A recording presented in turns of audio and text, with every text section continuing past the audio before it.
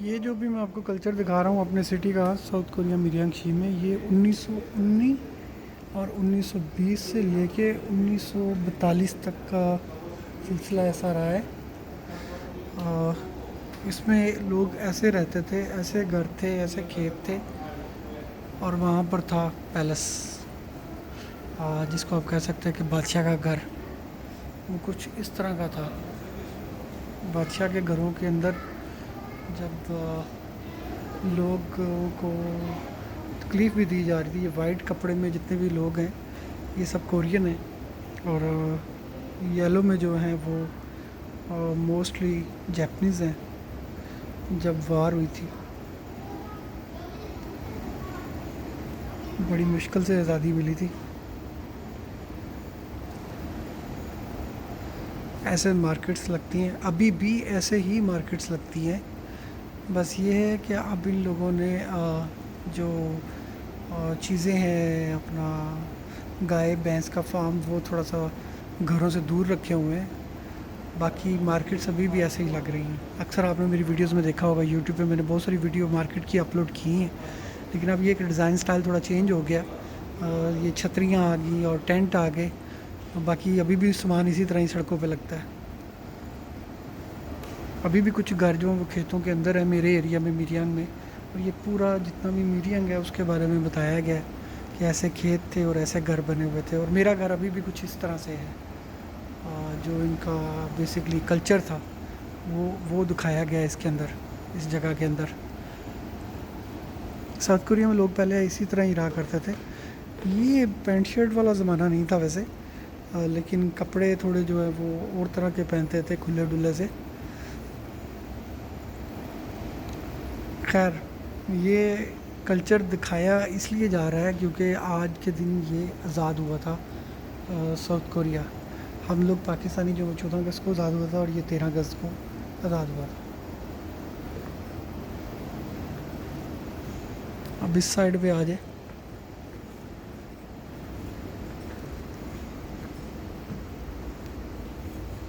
ये वो लिबास है जो पहले कोरियन पहनते थे बेसिकली। अब आप इसको गौर से देखें, इस तरह का लिबास और ये स्टाइल था रहन सहन का मिरियम के लोगों का, मेरे शहर के लोगों का, जिसमें मैंने 11 साल गुजारे हैं।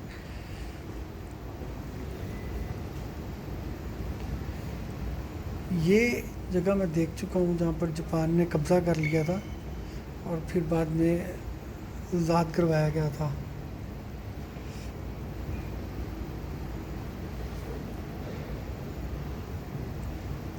ये सारा जापानीज़ के कब्ज़े में था, काफ़ी दूर तक कब्ज़ा कर चुके थे वो। इससे पहले मैं बहुत सारी वीडियोस बना चुका हूँ जिसमें मैंने दिखाया है कि कौन कौन से ममालिक थे जिन्होंने पैसों की या फ़ौज की इमदाद भेजी थी। उसमें बहुत सारे ममालिक शामिल हैं, पाकिस्तान भी शामिल है जिसने पैसे भेजे थे। और आज कोरिया कहाँ और पाकिस्तान कहाँ है।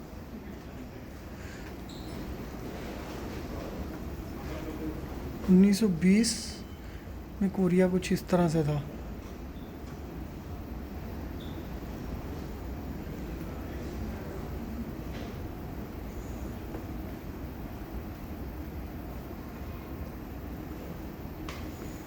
बहुत सारे मुल्कों ने इमदाद भेजी थी।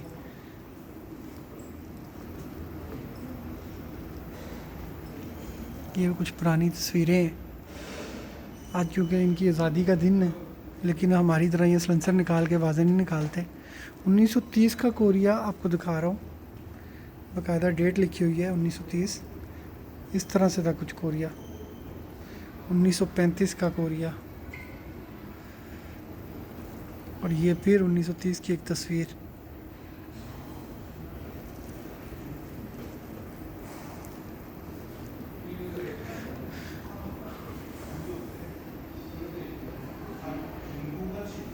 ये जिन लोगों ने वॉलंटियर फ़ौज में शमूलियत इख्तियार की थी 1938।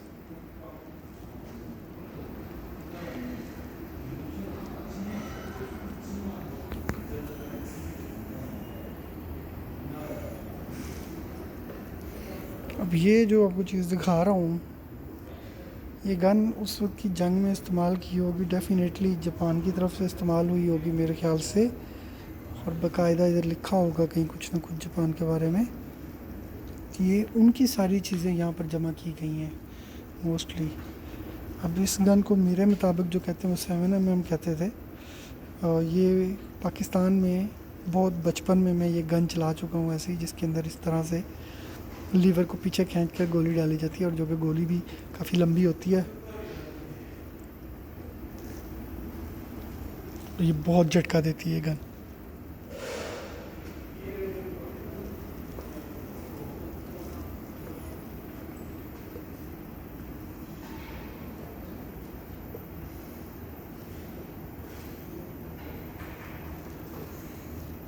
ये वो यूनिफॉर्म थे,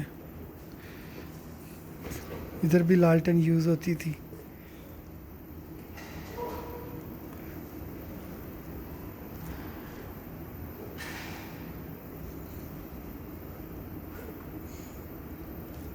अब ये कोरियन में लिखा हुआ 1929 और 1928 के अखबार हैं ये, जो मैं पढ़ नहीं सकता।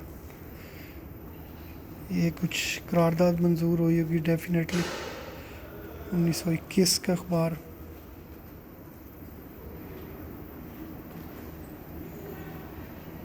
ये वो लोग हैं जिन्होंने आज़ादी के लिए जंग लड़ी।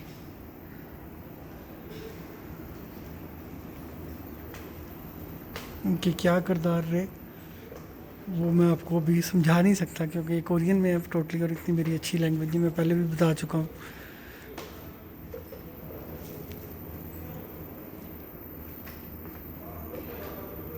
ये Korean national youth, this is to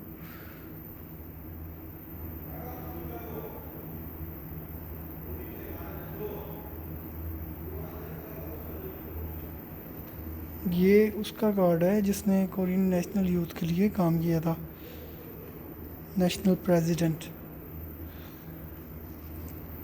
और ये उनकी पिक्चर है, और ये उनकी ग्लासेस हैं, डायरी है, इसके बाद ये उनका खंजर है, ये कुछ मेडल्स हैं आई थिंक।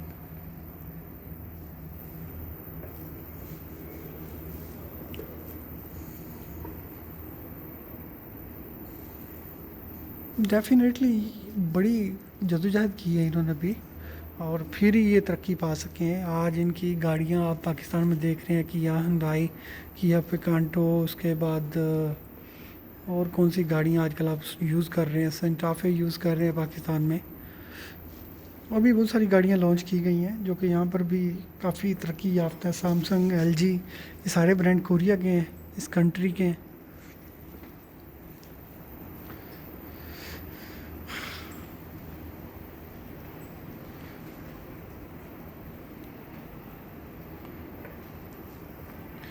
अभी आपको मैंने जितनी भी चीज़ें दिखाई हैं, मुझे उम्मीद है आपको बड़ी पसंद आई होंगी, और मैं कोशिश करूँगा आपके लिए ऐसी चीज़ें लेकर आता रहूँ। कोरिया ने बड़ा सफ़र किया है इन चीज़ों में, और उसके बाद संभल गए हैं क्योंकि इनके करप्ट लोग नहीं थे। और इनकी एक ही वज़ीर आज़म ने करप्शन भी किया उसने, सिर्फ अपनी, जिसके बारे में हमने सुन रखा है, हम कोरिया में मौजूद थे उस वक्त। उसने अपनी दोस्त को सिर्फ इस तरह से हेल्प किया था कि उसकी कंपनी से कुछ सामान ख़रीदा और उसकी पेमेंट उसको की, जिसकी वजह से उसको गिरफ़्तार कर लिया गया था यहाँ पर, सिर्फ इतनी सी बात पे कि उसको पेमेंट की और तुमने उससे सामान गवर्नमेंट लेवल का ख़रीदा। क्यों ख़रीदा भाई अपनी दोस्त से?